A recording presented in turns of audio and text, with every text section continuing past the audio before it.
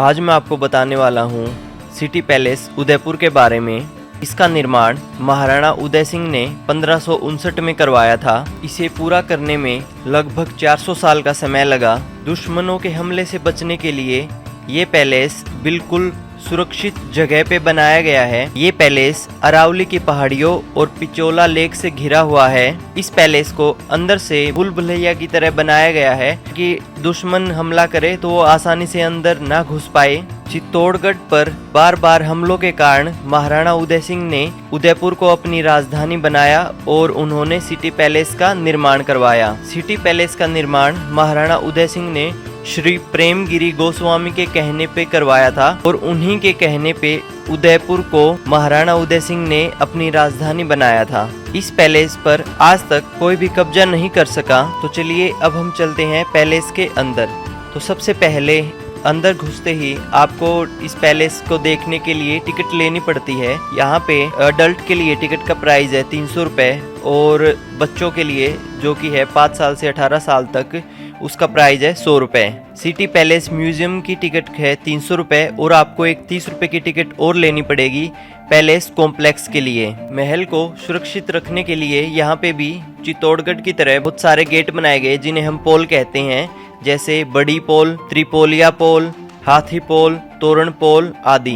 ये palace Pichola lake के पूर्वी किनारे पर बना है। यहाँ से आपको दिखाई दे रहा होगा पूरा पिचोला लेक। यहाँ पे सिक्योरिटी चेकिंग के बाद एंट्री हो जाती है और सबसे पहले एंट्री करते ही हमें दिखाई देती है गणेश जी की मूर्ति जो यहाँ पे 400 साल से लगी हुई है।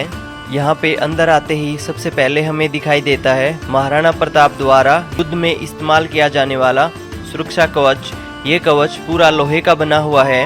इसके बिल्कुल साइड में रखी हुई है तलवार और ढाल और इसके ऊपर रखा हुआ है भाला और एक तरफ रखी हुई है तीर कमान। इन सभी चीजों का वजन 35 किलो है। इनका इस्तेमाल महाराणा प्रताप युद्ध के समय किया करते थे। यहाँ पे महाराणा प्रताप की युद्ध के समय की कुछ तस्वीरें लगाई गई हैं। यहाँ पे हल्दी घाटी युद्ध की याद में हल्दी घाटी की मिट्टी भी रखी गई है और हल्दी घाटी युद्ध की कुछ तस्वीरें भी यहाँ पे लगी हुई हैं। और ये है यहाँ पे श्री प्रेमगिरी गोस्वामी का मंदिर। मंदिर के पास से जो सीढ़ियां बनी हुई हैं इनके द्वारा हम ऊपर पहुंच जाते हैं और ऊपर हमें देखने को मिलता है ये मार्बल का सिंगल स्टोन का बना हुआ कुंड।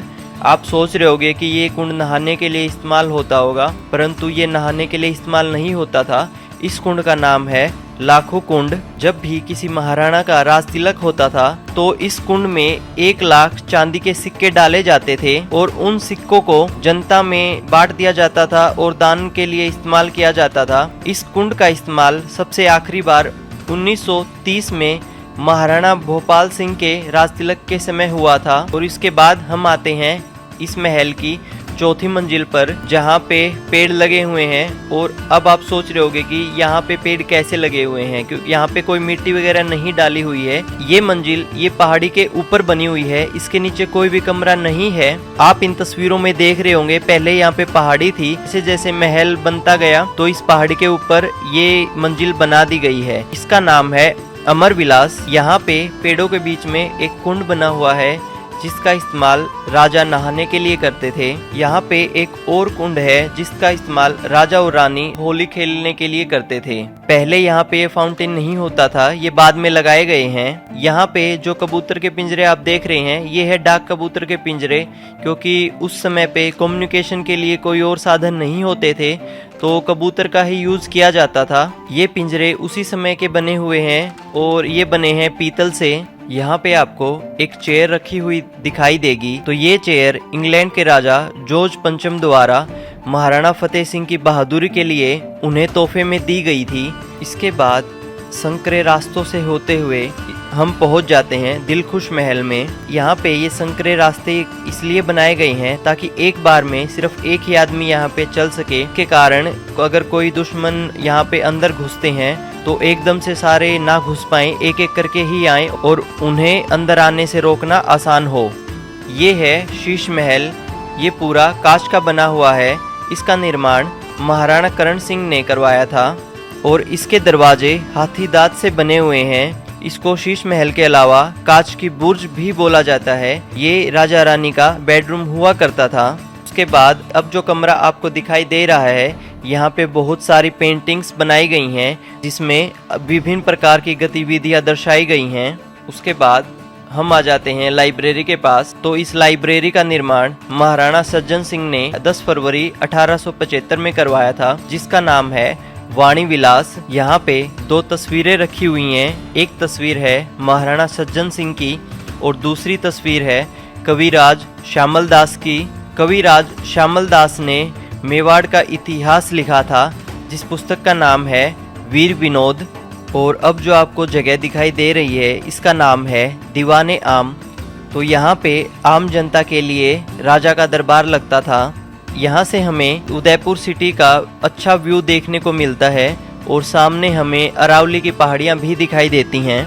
तो इसके बाद यहीं पे बना हुआ है मदन विलास, जो कि महाराणा भीम सिंह ने 18वीं शताब्दी में बनवाया था और ये समर्पित किया गया है कर्नल जेम्स टोड को। तो अब हम जिस मंजिल पे हैं ये महल की 5वीं मंजिल है। ये यहाँ की सबसे ऊंची मंजिल है, जिसकी ऊंचाई लगभग 105 फीट है। इस मंजिल की दूसरी तरफ हमें लेक पिचोला का शानदार व्यू भी देखने को मिलता है। इसके बाद फिर से संकरे रास्तों से होते हुए हम पहुंच जाते हैं मोती महल में। इस महल का निर्माण महाराणा करण सिंह ने 1620 में करवाया था। यहाँ बैठकर रानियां बाहर होने वाले समारोह को देखा करती थी। इसके बाद ये जो जगह आपको दिखाई दे रही है, यहाँ पे बैठ के महाराणा हुक्का पिया करते थे और इसके साथ ही फ्लोर पे शतरंज बना हुआ है। यहाँ पे सामने बैठकर महाराणा शतरंज खेला करते थे। इसके बाद जब हम महल में आगे की तरफ बढ़ते हैं तो हमें फिर से दिखाई देती है दीवान ए आम। ये जो सूरज आपको दिखाई दे रहा है ये बना हुआ है सोने का। मेवाड़ के सभी महाराणा सुबह सुबह सूर्य देव की पूजा करते थे। अगर बादलों की वजह से सूर्य देव दिखाई नहीं देते थे, उसके लिए ये सोने का सूरज बनवाया गया है ताकि महाराणा पूजा कर सकें।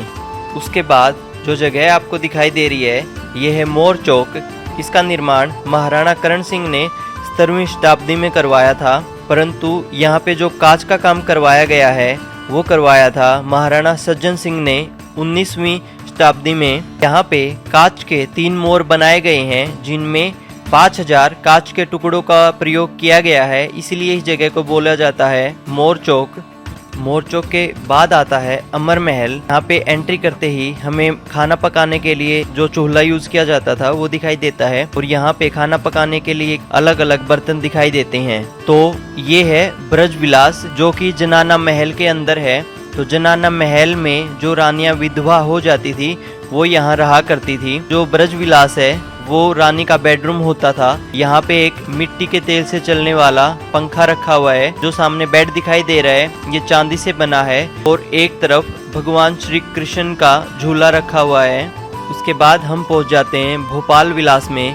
यहाँ पे जो झूमर लगा हुआ है ये बर्मिंघम से मंगवाया गया था और जो ये छत पे पंखा लगा हुआ है ये इटली का है और जो नीचे पंखा रखा हुआ है ये मिट्टी के तेल से चलता था। तो यहाँ पे आप जनाना महल का परिचय पढ़ सकते हैं। तो इसके बाद इस महल में आपको आगे चलकर बहुत सारी खंडित मूर्तियां देखने को मिलेंगी, जो कि चित्तौड़गढ़ आसपास के किलों और मंदिरों से लेके यहाँ पे रखी गई हैं। उसके बाद यहाँ पे बहुत सारे म्यूजिकल इंस्ट्रूमेंट्स रखे हुए हैं जिनका इस्तेमाल पुराने समय में किया जाता था। यहाँ पे आपको अलग अलग काल की बहुत सारी तस्वीरें लगी हुई दिखेंगी। इसके आगे आपको यहाँ पे एक पेंटिंग गैलरी भी मिलेगी, अगर आप वो देखना चाहें तो देख सकते हैं। हम वहाँ पे नहीं जाके हम सीधे बाहर आ गए हैं और बाहर आते ही हमें एक बड़ा सा आंगन दिखाई देता है जहाँ पे अभी खाने के लिए एक रेस्टोरेंट बना हुआ है। इसके बाद हम जाते हैं अमर महल में जहाँ पे है सिल्वर गैलरी। यहाँ पे बहुत सारी चीजें रखी हुई हैं जो कि चांदी से बनी हुई हैं। यहाँ पे आपको पुराने समय में इस्तेमाल की जाने वाली पालकियाँ और घोड़े से चलने वाली बग्गियाँ भी दिखाई देंगी। हम फिर से महल से बाहर आ जाते हैं। मैं आशा करता हूँ कि आपको सिटी पैलेस की ये वीडियो पसंद आई होगी।